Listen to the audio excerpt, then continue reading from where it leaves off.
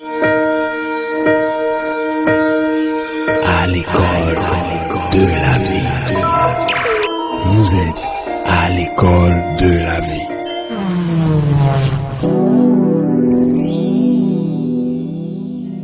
L'école de la vie de ce jour, bien-aimé dans le Seigneur, a pour titre ce qui suit. Cela n'a jamais affecté son cœur. Et pour bien comprendre ce thème, nous allons nous appesantir sur le livre des Psaumes. Psaume 41, la strophe 4, qui nous dit ceci, je cite, « L'Éternel le soutient sur son lit de douleur, tu le soulages dans toutes ses maladies. L'Éternel le soutient sur son lit de douleur, tu le soulages dans toutes ses maladies. » Dit le psaume 41, la strophe 4, soubassement, fondement du thème du jour, qui est intitulé « Cela n'a jamais affecté son cœur ». Et notre histoire commence comme ceci.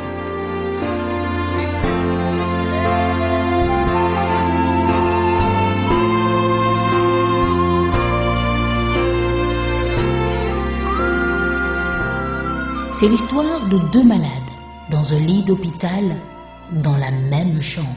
Alors, cher ami, deux hommes, tous deux sérieusement malades, occupaient la même chambre.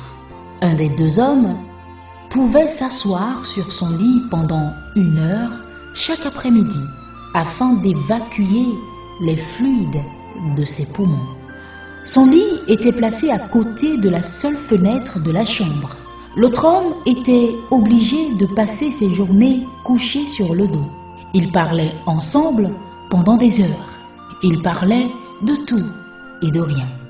Et chaque après-midi, à la même heure, quand l'homme dans le lit près de la fenêtre pouvait s'asseoir, il passait son temps à décrire à son compagnon de chambre tout ce qu'il pouvait voir au dehors. Pour celui qui était dans l'autre lit, c'était comme si son monde s'élargissait et s'égayait dans toutes les activités du monde extérieur. De la chambre, la vue donnait sur un parc avec un magnifique lac. Les canards et les cygnes jouaient sur l'eau, tandis que les enfants faisaient naviguer leurs bateaux. De jeunes amoureux marchaient bras dessus, bras dessous, parmi les fleurs de chaque couleur de l'arc-en-ciel. De grands arbres décoraient le paysage et la ville pouvait être aperçue plus loin. Et pendant que l'homme près de la fenêtre décrivait tout ceci dans les moindres détails, l'homme de l'autre côté de la chambre fermait les yeux et imaginait le paysage. Les jours et les semaines passèrent. Un matin, l'infirmière de jour entra pour apporter de l'eau pour leur bain et trouva le corps sans vie de l'homme près de la fenêtre. Il était mort paisiblement pendant son sommeil. Elle était attristée et appela les préposés pour prendre le corps. Dès qu'il sentit que le temps était approprié, l'autre homme demanda s'il pouvait être placé à son tour à côté de la fenêtre. L'infirmière était heureuse de le transférer et après s'être assurée qu'il était installé confortablement, elle le laissa seul. Alors là, lentement, péniblement, il prit appui sur son coude pour jeter son premier coup d'œil dehors. Enfin, il aurait la joie de découvrir tout cela de lui-même. Il s'étira pour se tourner lentement vers la fenêtre, mais tout ce que son œil vit fut un long mur gris. Interloqué, il demanda à l'infirmière pourquoi son compagnon de chambre décédé avait décrit de si merveilleuses choses. Celle-ci lui répondit « Oh, il était aveugle, il n'a même pas pu voir le mur. » Et elle ajouta « Sans doute a-t-il simplement voulu vous encourager. » Cher ami, que retenir de cette émouvante histoire? Eh bien, nous dirons que il y a un bonheur énorme à rendre les autres heureux. Oui, cher ami, en dépit de nos propres situations, il y a un bonheur énorme à rendre les autres heureux. Car la peine partagée est la moitié de la douleur, mais le bonheur, une fois partagé, est doublé, cher ami. Oui, cet homme aveugle est de surcroît, alité, malade, sur un lit d'hôpital, n'a pas flanché. Il a gardé la joie de vivre.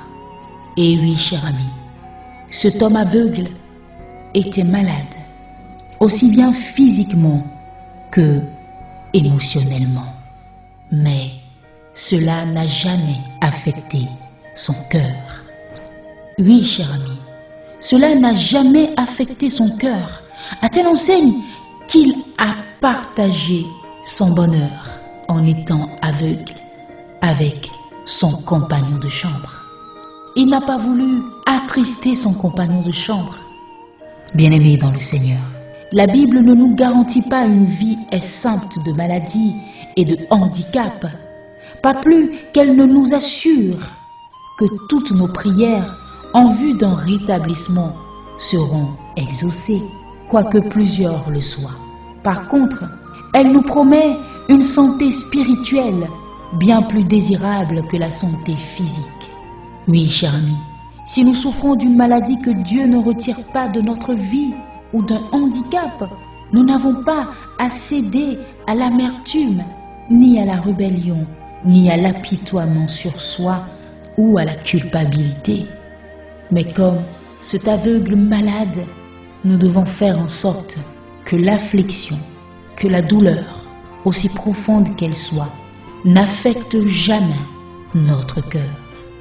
Oui, cher ami, soyons un parfum de bonne odeur dans ce monde. Car, comme le dit le psaume 41 en sa strophe 4, l'Éternel le soutient sur son lit de douleur. Il le soulage dans toutes ses maladies. Que la maladie, physique ou émotionnelle, n'affecte jamais notre cœur. Nous finirons l'école de la vie de ce jour en disant ceci. Toute souffrance physique ou émotionnelle est avantageuse pour l'âme. Toute souffrance physique ou émotionnelle est avantageuse pour l'âme. Voilà l'école de la vie de ce jour. Cela n'a jamais affecté son cœur. Autrement, la douleur physique et émotionnelle n'a jamais affecté le cœur de cet homme aveugle et malade sur son lit d'hôpital. Et sa mort fut si paisible dans la présence de Dieu. Que nous soyons toujours un parfum de bonne odeur pour notre entourage. C'est ainsi que nous refléterons la présence de Dieu dans nos vies.